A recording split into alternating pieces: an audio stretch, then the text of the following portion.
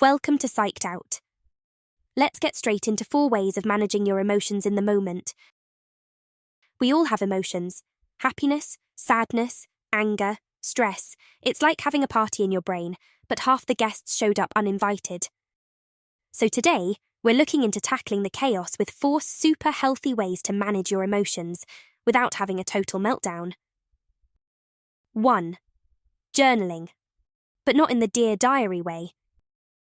We're talking about an emotional dump. Here's what you do. Grab a pen and paper and just write. It doesn't have to make sense, it doesn't have to be pretty, just get everything out of your head and onto the page. Think of it like a mental declutter. You can write about how you're feeling, what triggered your emotions, or even just random thoughts swirling in your brain. The goal here is to process your emotions instead of bottling them up.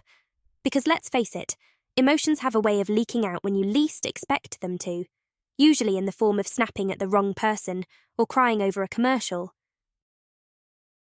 Journaling gives you the space to understand what's really going on inside your head. And once it's all out, you can look at it more clearly and figure out what's next. 2. Physical activity. When you exercise, even if it's just a 10-minute walk, your body releases endorphins, those feel-good chemicals that help reduce stress and improve your mood. You don't have to run a marathon or be gym-obsessed either. Here are a few ways to get moving. Take a brisk walk around the block when you feel stressed. Dance it out to your favourite song when you're angry.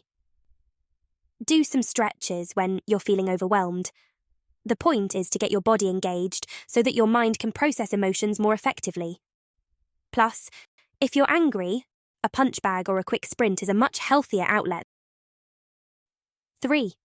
Cognitive restructuring. Now, I know that this sounds like a fancy psychology term, but it's all about changing the way you think about a situation. We all have automatic thoughts when something bad happens. Thoughts like, I'm such an idiot, or this is a disaster. When you have thoughts like this, restructure them. Here's how. Identify the negative thought. For example, I'm terrible at this job. Ask yourself, is this really true? Or am I exaggerating in this moment? Replace it with a more balanced thought like, I may be struggling right now, but I am still learning and mistakes are part of the process. It's all about catching those negative thoughts before they begin to take hold in your mind. By positively replaying a situation in your head, you can shift your emotional state and respond to situations more calmly. 4. Now, for one of the most underrated methods, self-compassion. Let's be real, we're often our own worst critics, but being hard on yourself doesn't help when you're dealing with intense emotions. In fact, it usually makes things worse. So instead of beating yourself up, try practicing a little self-compassion. This means treating yourself with the same kindness and understanding that you'd offer a friend.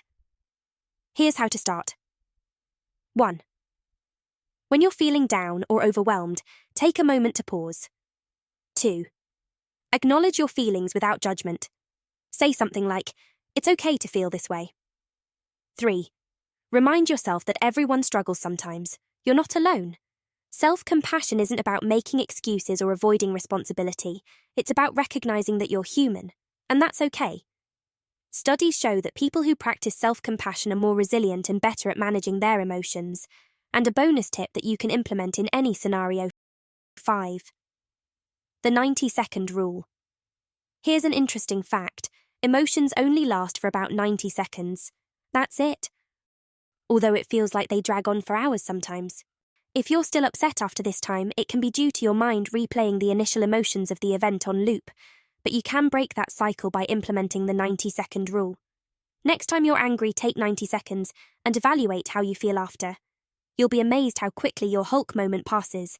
You'll come to the realization that it wasn't so bad after all. There you have it. These points aren't just quick fixes, they're tools you can use anytime, anywhere. So, the next time your emotions start to get the better of you, remember these 5 active implementable tips. So, on the flip side, do you use toxic methods to manage your emotions? Click here to know the 7 most common toxic methods for managing emotions. And if the opinions of others causes you to become emotional. Check out 10 ways to care less about what people think. Now over to you. Which of these tips are you going to implement first? Have you ever tried the 90-second rule? If you found these tips helpful, don't forget to like and subscribe for even more ways to live a happier, healthier life. We hope this video encouraged you. Catch you in the next one.